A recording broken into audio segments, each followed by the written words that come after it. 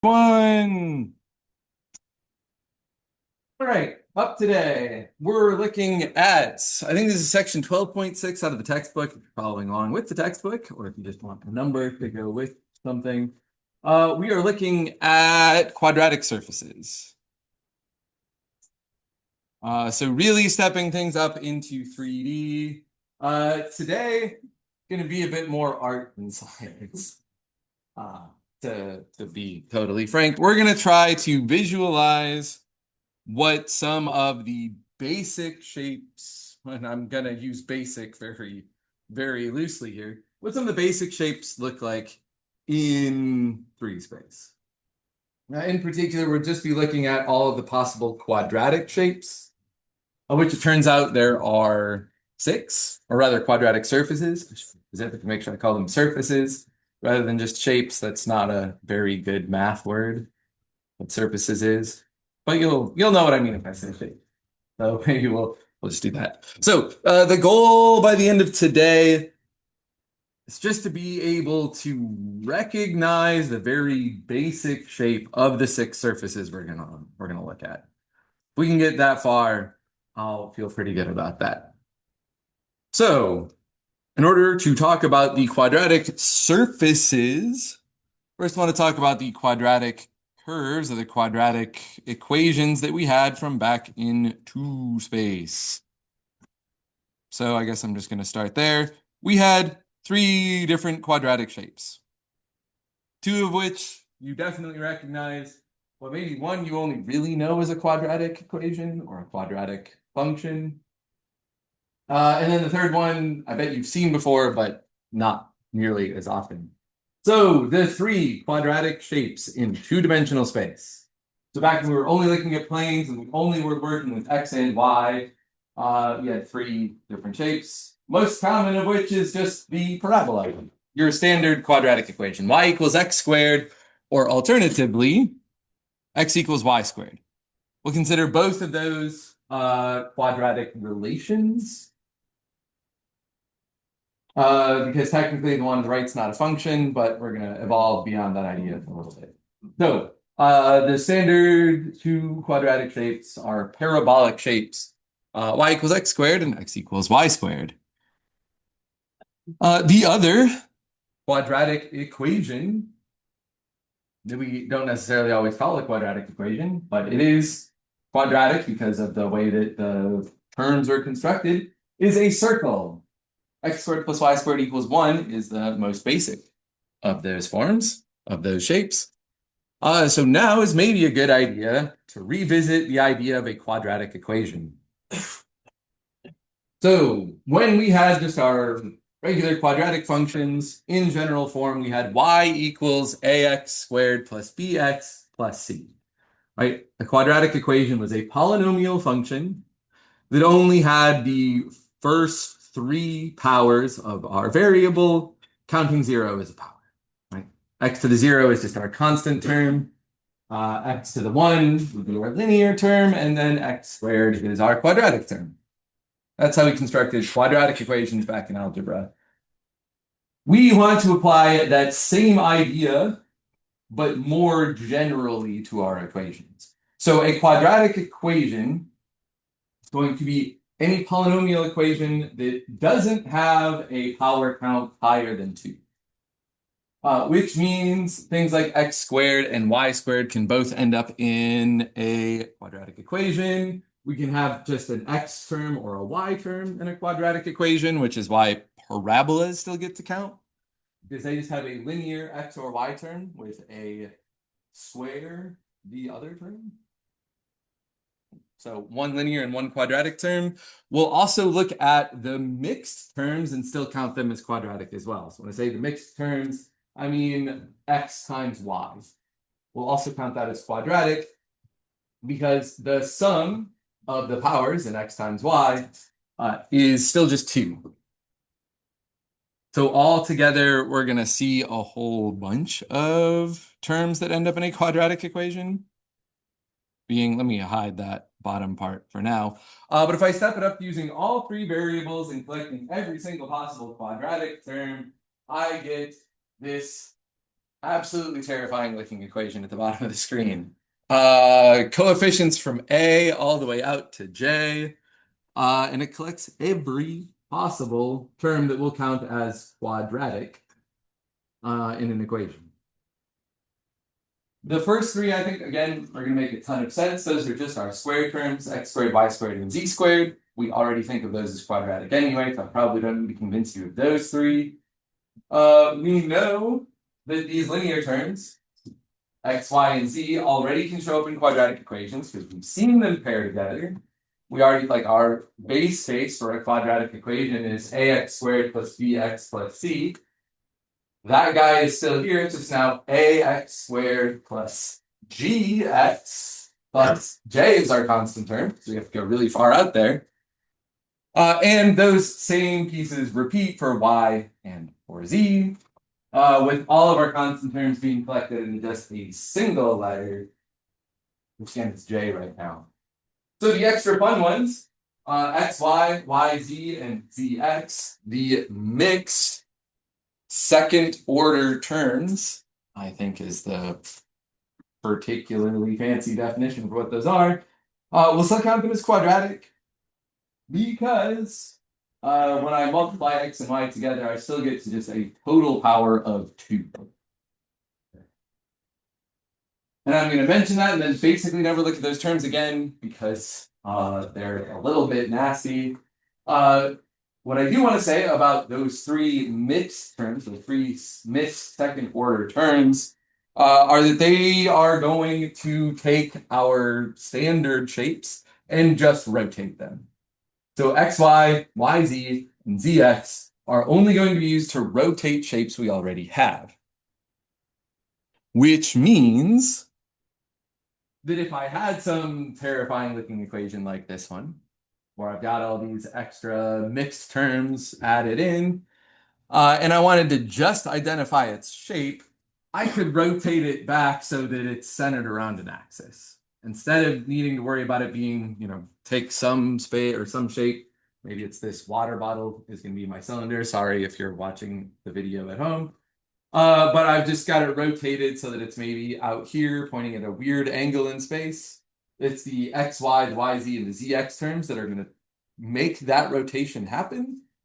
So if I just wanted to describe the shape of my water bottle without needing to worry about where it's been rotated, just rotate it back so that it's straight up some axis, centered around some axis, in this case, the z-axis.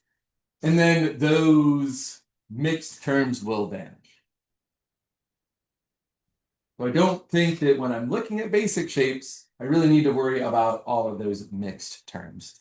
Hopefully that hand-wavy argument is enough. That just let us move on past those terms because we don't super want to deal with them. They get ugly fast. Then for the other terms, the gx, the hy, the iz, if I think back to the equation of a circle, maybe I should just do an example here.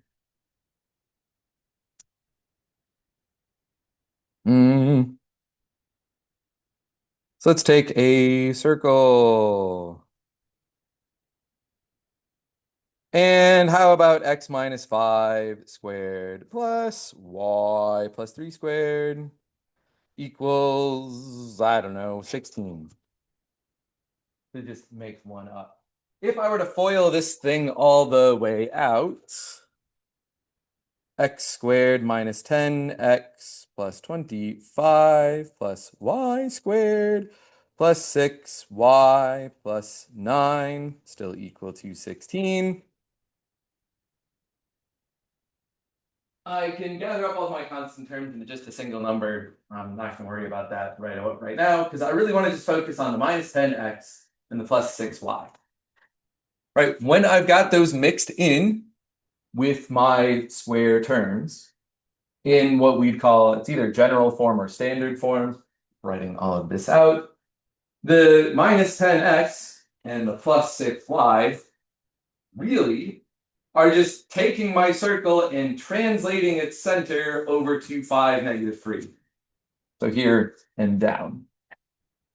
Right? All those linear terms have done have just moved my center. They didn't change the shape of my circle at all, right? My circle didn't get deformed or in some way changed away from a circle by the addition of those linear terms. It just moved the center somewhere. Which again means that if I had those terms present in some really long drawn out quadratic equation, I could just remove my center, maybe back to the origin, some sort of standardized starting location, and say I don't super need to focus on those linear terms. All they're going to do is translate the shape somewhere else. They're just going to move my surface from the origin to some different center out in space. I don't really need the linear terms to describe the shape of my surface. They're just going to tell me the location of said surface.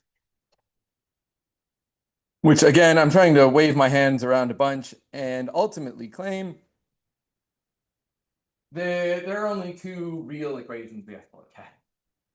Out of that entire nasty A all the way through J equation, if I simplify that thing down by rotating my surface back to be centered along some axis, and then also if I have a center somewhere, bring that back to the origin, and accounting for other things like pace, I can describe any quadratic surface with one of these two equations. Kind of like how I could describe quadratic curves back into space with this very similar set of just two equations. The top one is going to collect my circles, or now in free space, that'll be spheres. It'll also collect some of my hyperbolic shapes, but we'll touch on that a bit more in a minute. Whereas the second one is going to collect my quadratic surface. Ax squared plus by squared plus iz.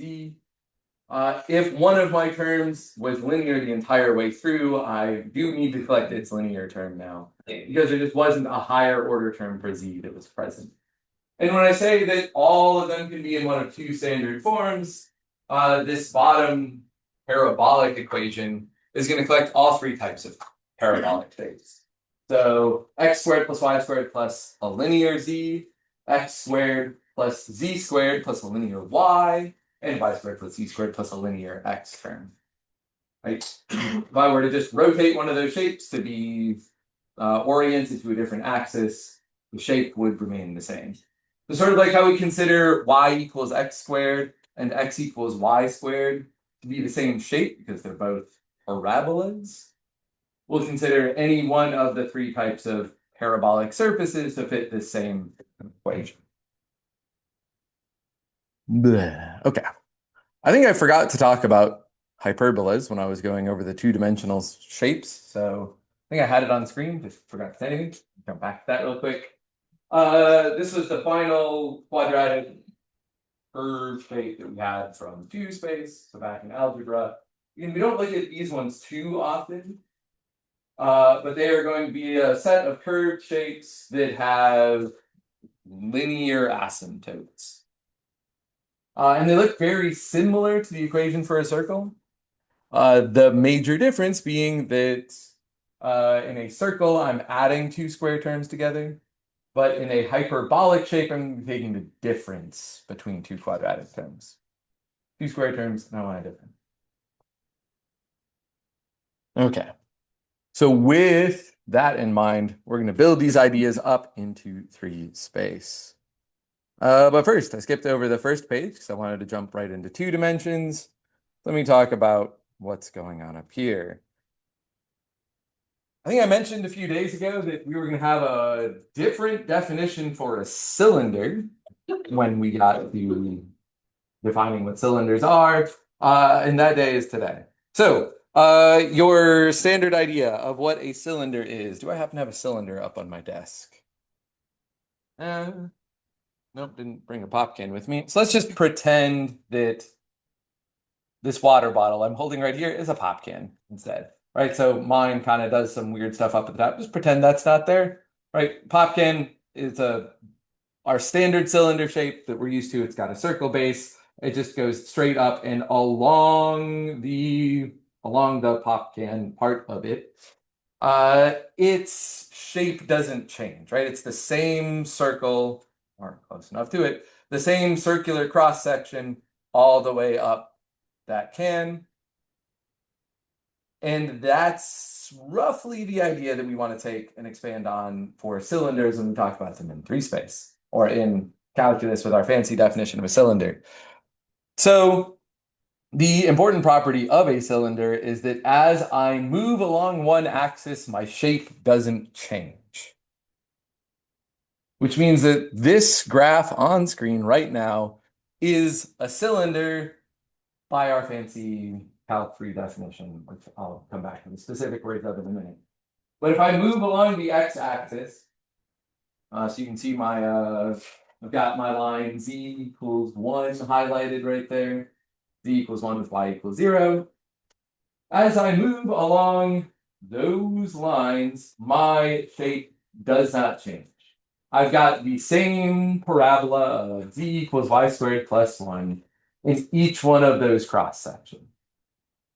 I move along one axis of my cylinder, the shape won't ever change. Which means I can have these traces, which are all of the blue lines that I've drawn in, the curves, those would be the circles of our normal cylinder. So if I'm going back to the pop can example, I'd be using circles for the blue lines instead of parabolas for the blue lines. Then we've also got rulings, which are the straight lines that I can draw through my shape and see that my shape remains parallel to them along those lines, along those rulings. Come back to the pop can cylinder example. All of those rulings are going to go straight up and down the edge of the can. So if I'm, again, using my makeshift cylinder here, technically this water bottle is not a cylinder, but we'll get that later. All of my rulings are the things traveling up and down the, I guess, the shaft of the cylinder. The part where my cross section doesn't change. Which means that cylinders can take on a lot of different shapes. I just pulled another few from the textbook. So our standard definition or our standard idea, the one about a cylinder that we would have had before coming into class in figures 2 and 3, right? It's a circular base that extends along an axis. I think figure 2 and 3, probably the most common cylinders that we think of. Like if you hear the word cylinder, you're going to think of one of those shapes. But we need to expand on that to include anything where the shape doesn't change as I move along an axis. So the parabolic cylinder, well, parabolic cylinders, now we've got a couple of them. Figure 1 is also a parabolic cylinder. I looked right into the light and let's see if I get any more. Mistake. You might notice something unique about each of the equations of the cylinders that are on screen right now. You can see 4 of them, and I think they all have a particular element in common. Namely, that when I write out the equation of a cylinder in my multivariable equation, they are all missing one of the letters. Right? They're all missing a variable. Doesn't matter which one in particular it's missing. If it's going to be a cylinder, its equation will only use 2 of the 3 variables. All right, so I think I need to say this the other way. If I have an equation that only uses 2 of the 3 variables, that thing is definitely a cylinder. Cylinders can use all 3 if we start rotating them. But again, we don't really want to look at rotation too much. So we're going to come back to just, as long as we don't have a rotated shape. If I write out an equation with only 2 of the 3 variables, that equation is going to be a cylinder. Or rather, that surface is going to be a cylinder. Is there anything more I should say up here? Probably not yet. No, maybe that's in the next part that we'll get to. So if I have my, 2 basic equations, I want to look at the 6 shapes that can come out of those. And they are all right here. I went through and already drew in the shapes, but it's kind of small on the notes that we had. So I drew some of my own where they're a little bit bigger. And let's see if we can just sort of talk about these one at a time. The first equation. We're gonna look at an ellipsoid.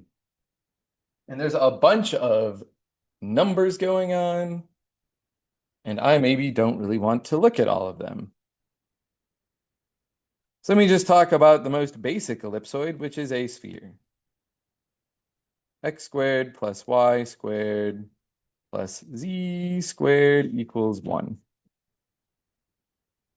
There's a lot of extra letters that we could throw into these equations.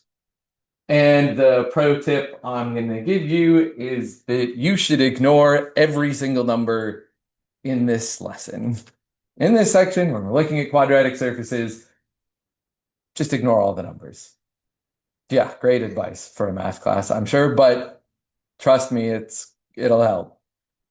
If I just want to identify what my shape looks like, all of the extra numbers getting added in, so like the coefficients that are on the x and the y and the z, those are just going to stretch my shape out. It's going to change the scale of my surface, but it won't change what shape that surface is. It won't change its classification. So I just want to identify the surface first.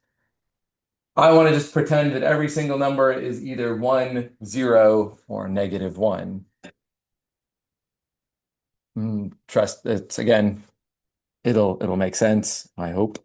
As a quick example, they were right up here on the screen right here. Just isolate these two pieces. I've drawn two parabolas. One of these has the equation y equals, let me write them vertically. One of them has the equation y equals x squared. The other one is y equals 53x squared.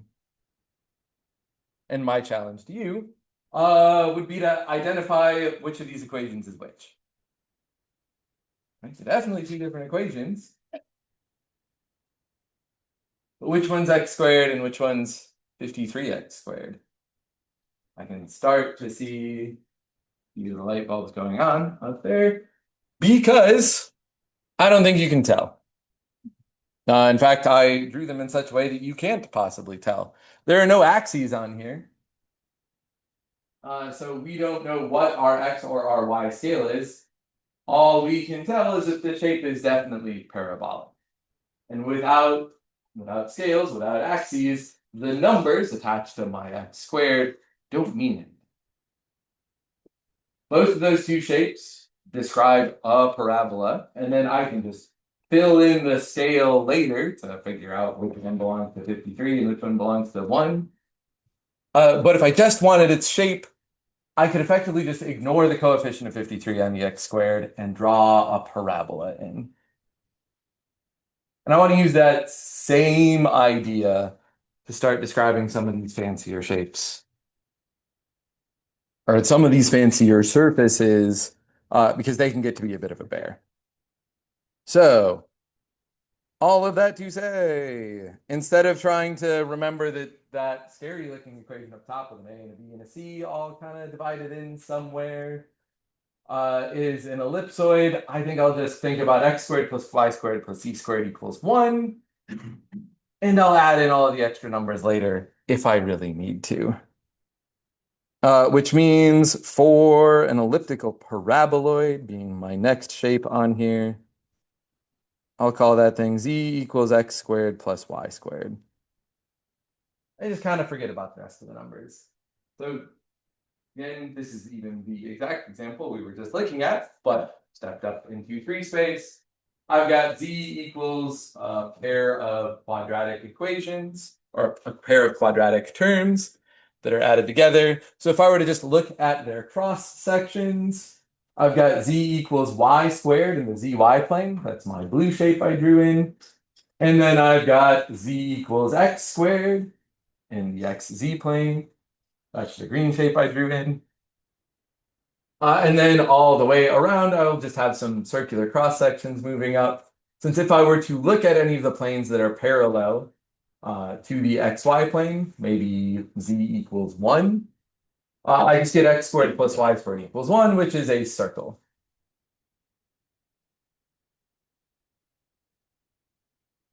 Elliptical paraboloids, I think, are one of the nicer shapes that we're going to look at. I think which is why it's listed second. Relatively easy to identify because it just has one linear term in it.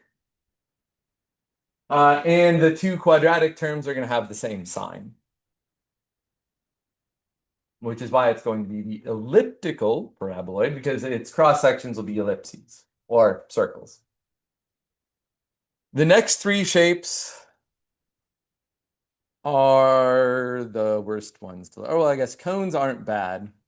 So we could look at a cone first. It'll be the ones after this that end up being kind of annoying.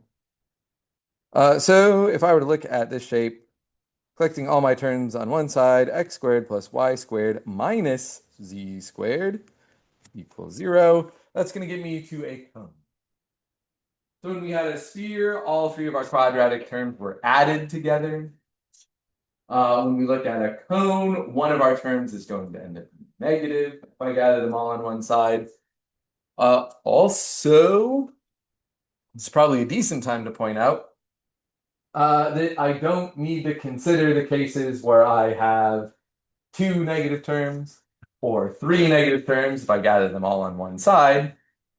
Since if I just gathered those terms on the other side of the equation instead, they would be two positive and one negative, or all three positive, right? Take these three terms, move them to the right side of the equation. Now all of a sudden I have one positive and two negative terms, but it's still a cone. So I'll, when I'm trying to organize my equations, I'll set it up so that I've got more positive terms than negative terms. So I can just choose which side of the equal sign I want to gather things on. So I'm going to choose to gather them on the side where I'll have more positive terms. Just to cut down on some of the complexity with identifying these shapes. So with a cone, again, group all of my variable terms on one side, and I'll have a constant term of 0, which means they all meet together at the origin. I have just a single point there. And then I have what we would call a cone in 3 space. So our three-dimensional cones are going to have both a top and a bottom to them. Our traditional idea of a cone, which is just, I don't know, from back in, I don't know, probably preschool you were playing with shapes. One of those would have been a cone. Very simple looking triangle with a circle base down the bottom. We're going to call that a half cone to be using our precise language that we want to use in our multivariable calculus class. So a half cone because it's just half of the full cone, which has both the top and the bottom to it. Because all of our terms are square, both the top and the bottom halves will get described by that equation. We next have these hyperboloids, which I want to skip for right now, and instead talk about the last option, which is a hyperbolic paraboloid. So we already had one type of a paraboloid on here already. It was the elliptic paraboloid, or is it an elliptical paraboloid? I've heard it both ways. The hyperbolic paraboloid is going to look like z equals x squared minus y squared. It's a very basic example. I'll have, what do I have? If I gather my terms all on one side, my two square terms are going to have differing sign. And I don't really care what number is attached to them, but I do care if that number is positive or negative. And if the two square terms have differing signs, my two parabolic cross sections are going to open in opposite directions. So I'll get one parabola that opens up and another parabola that opens down, and then all of the transformations in between those give this sort of saddle-looking shape. So hyperbolic paraboloids are, I don't know, a little bit weird to visualize as its full three-dimensional shape. But if you think about them as their two cross sections, you'll find one's a parabola opening up, the other's a parabola opening down. And they're just, offset by 90 degrees of each other. But all right, these hyperboloids. And what I want to argue here is that my cone, my hyperboloid of one sheet, my hyperboloid of two sheets are all just kind of very slight variations on the same core equation. And I'm going to go to three-dimensional graphing software to hopefully try to prove that to you. So on here, you can look over to the left side and see the equation that I'm typing in. Just x squared plus y squared minus z squared equals a. And then I'm going to play around with that constant value, that constant term a. At the moment, I've got it set to a equals 0, which is where I come up with the cone shape. But if I were to try to animate this thing and hope that it doesn't crash my laptop, as a grows larger, that sort of center area where the points came together expands because I'm adding in a constant term there that's larger. But if that number starts to go negative, it's going to split those two halves of the cone apart. Because now I've got some quadratic expression or a quadratic equation. I've got a few square terms, at least two of which are being added together, which are going to be equal to a negative number when z is close to 0. Right? If my z value is close-ish to 0, and my constant term is negative on the other side, I'm not going to come up with any points in the middle there. This is what's going to sort of pull those two halves of the cone apart. And in fact, if I were to, and maybe hit pause there for a second, bring me back to a negative value to talk about the hyperboloid of two sheets, which is what we're going to call this shape here because our two cones have been pulled apart. Now they're split into two separate sheets. And look at the equation of a cone just right there in the middle of them. Add in a new implicit surface. Oh, hey, I think that's it right there. Yeah. And just change this thing over to a wireframe. Oh, wait, nope, that's my hyperboloid. Never mind. Let's call that equal to 0. So there's my cone. The original one was just x squared plus y squared minus z squared equal to 0. And my hyperboloid of two sheets is going to fit just inside of those conic shapes. And in fact, it's going to have that cone as its asymptotic behavior. Right? If I start looking at large values for x and y and z, this hyperboloid of two sheets is going to be approaching the cone that's sort of containing it from the inside. And that would mean that if I scaled this thing up to the hyperboloid of two sheets, which you can't really see anymore because it kind of cuts off the wireframe cone that's on the interior. But my hyperboloid of one sheet, this bigger guy, is sort of growing on the outside of that cone. But it still will have the same end behavior. It'll still have the same conic asymptote that's sort of like built in underneath it. But since I have a positive term that I'm adding into the middle, it's expanding out that central heat instead of shrinking it into imaginary values.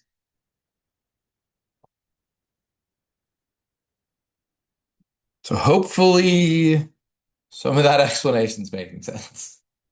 Again, today's lesson is a bit more art than science. We're just kind of playing around with these ideas in our head. We're trying to be able to visualize some of these shapes, without needing to spend too much effort in drawing them all the way out. So when it comes to actually working with problems in this set, what I really want to be able to walk away from today with is the ability to just identify shapes from their equations. So I'll come back through and sketch as many shapes as we have time for, which might only be a couple. But I want to just glance through some of these equations and identify their shapes first. So this guy right here, z equals x squared or x cubed minus 2. with our fancy three-dimensional or multivariable definitions of surfaces, this is a cylinder. Even though it looks like it's a cubic equation. We aren't going to care specifically what kind of equation we are writing in, as long as it has only two of the variables. Only two variables. We're going to call that thing a cylinder.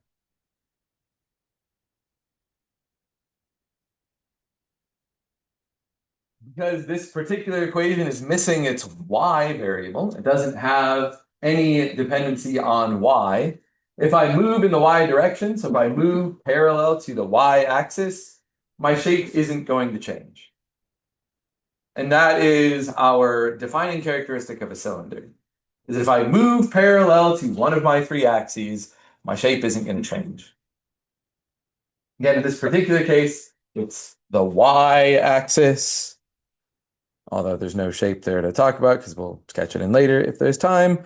Back on the first cylinder we looked at, it was the x direction. If I move parallel to the x-axis, this cylinder does not change its shape. It's that same parabolic shape all the way through.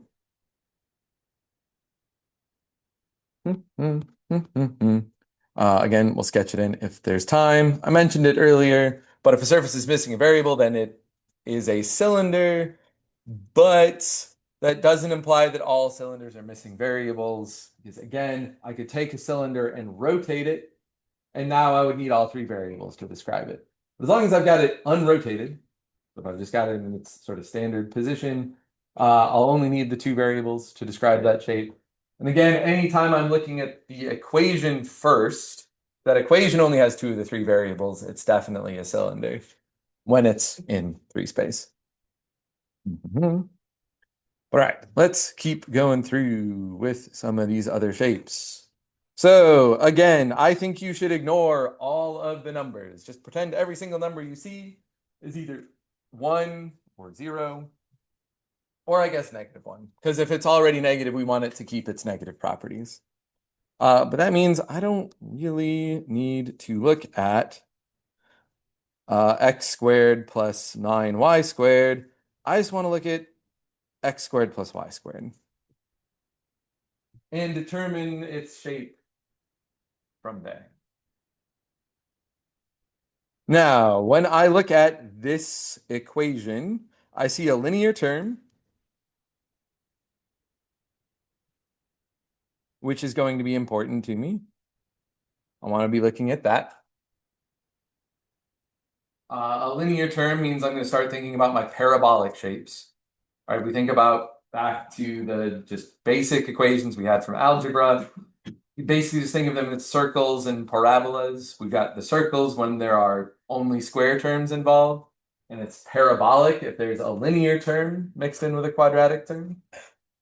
So if I see a linear term, I know I'm going to be thinking about a parabolic shape. And then I need to look at the other side and see that they both have the same term, or that they both have the same sign.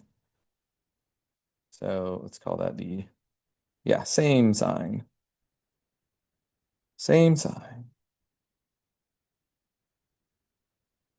Same sign, the G comes first. I know how to spell. So a linear term with my quadratic terms having the same sign, and again, they do need to be put on the same side first. So do that as your first step. This must be an elliptic paraboloid. An elliptic paraboloid. Paraboloid. And again, I'm using some color to highlight how I knew each individual piece of my ultimate classification and where it came from. I know it's a paraboloid because I've got the linear term, and I know it's elliptic because my two square terms have the same sign. If my square terms had differing signs, this thing would be a hyperbolic paraboloid. Right, so when we think about circles, both of our square terms get added together.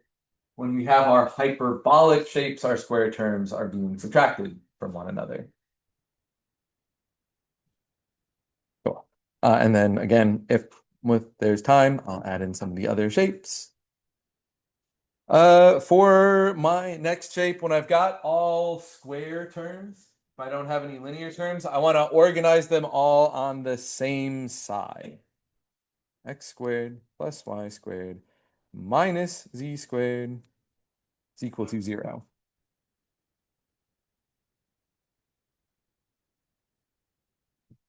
So if all three of my square terms are on one side and they all have the same sign, that's going to be a sphere, right? If they're all three are being added together, that should be spherical, or I guess technically an ellipsoid, because it's like a circle is an ellipse, but not all ellipses are circles.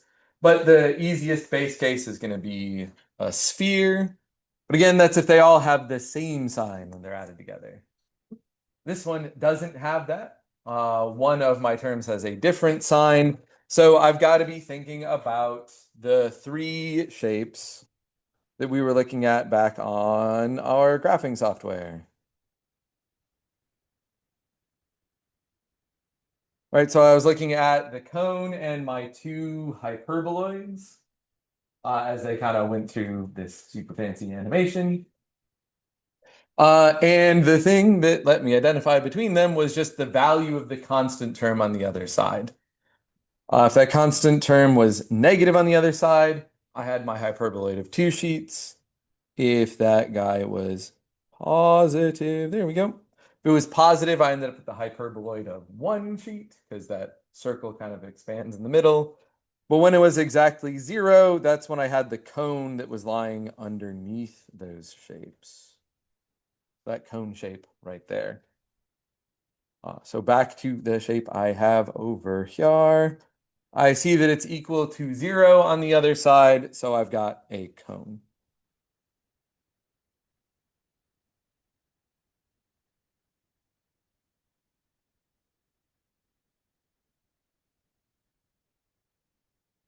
I think the next two get to be a bit more fun. Yeah. It's actually not too far off from the equation we were just looking at. But again, I want to ignore the numbers, which will be more fun when there are coefficients on here. But for now, I'm just going to pretend that thing's equal to 1 instead of 4. I'll worry about scale later.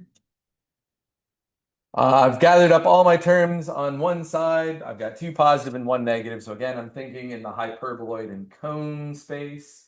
So I just want to look at the other side of the equal sign.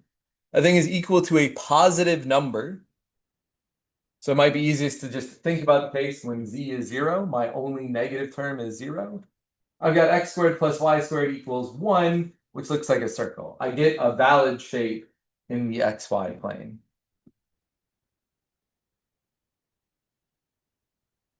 So I want to be looking at the other side, which has a positive constant term.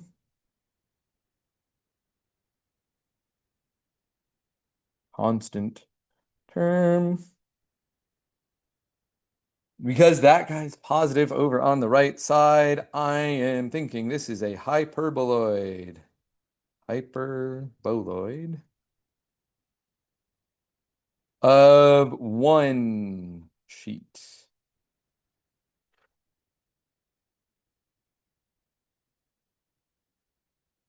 Again, I'm only really looking at that constant that I've got on the other side of the equal sign.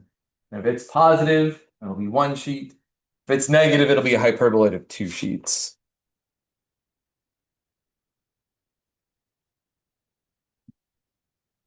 And if I were to look at this guy, the last one on this page, x squared minus y squared equals z. Again, don't want to think too hard about the numbers. I just want to look at the interaction between the variables. And again, the things that I'm noticing, I have a linear term. And then I've got different signs. Different signs. Sines still has the G come first, believe it or not. Learned my lesson first time. But so if I see a linear term, I'm thinking about the paraboloids because I know it's going to come out parabolic. But because they have different signs, it'll be the hyperbolic variant. So hyperbolic paraboloid. Paraboloid.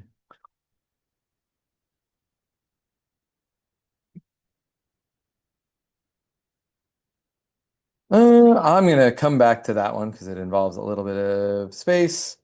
But with my last few minutes, I want to come look at one of our WebWork problem. In particular, this one is homework 5, problem number 8. A whole bunch of different surfaces, and we're going to try to figure out a whole bunch of different equations. We want to try to figure out what sort of a surface we're looking at. And the first one I want to do is, well, let's see, yeah, if we've got 4 minutes, let's look at one that we haven't seen yet. Let's look at this guy first. So I want to take that equation and rewrite it. X squared equals 1 plus y squared plus z squared. Again, I just want to pretend like every number is 1, 0, or -1. And reorganize this so that I've got all of my variable terms on one side. So maybe my first attempt will be to call this thing x squared minus y squared minus z squared equals 1. But I also only really, to reduce the amount of complexity that I've got to be thinking about here, I wanted to have more positive terms than constant terms. So even though I have organized them to all be on one side, I want to take the negative of this equation to be looking at negative x squared plus y squared plus z squared equals -1. All right, so I've organized my shapes so I have more positive than negative terms when I put my variables together. So I think that's the easiest way to just identify the shape. And now here's where I'll look to the other side and see that it's equal to a negative number. So I'm looking at a hyperboloid of 2 sheets. 2 sheets. Hyperboloid of 2 sheets. So unlike the examples we've mostly been looking at thus far, this hyperboloid is going to expand along the x-axis instead of the z-axis. So it's just been rotated so that our center axis is the x instead of the z. Which means I'll be kind of focusing on the YZ plane instead of the XY plane. But if I take a look at that spot, so just set my negative variable equal to 0 for a second, focus on y squared plus z squared, and it's equal to -1. This equation should be reminding us a lot of a circle because I've got y squared plus z squared. But over on the right side, it's equal to a negative value, and that's supposed to be the square of the radius. If my radius squared comes out negative, that's not a good sign. Which means looking into the YZ plane, I've got some blank space there. In the YZ plane, where I should have a circle, I'll instead have it blank. And in fact, anywhere in there, if x is less than 1, I'm not going to end up with a real value. I think it's an imaginary value, but we're going to ignore those.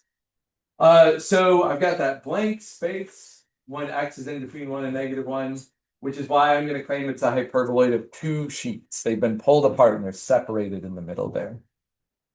And again, I get that, I think, mostly by examining the middle there where my circle apparently has a negative radius.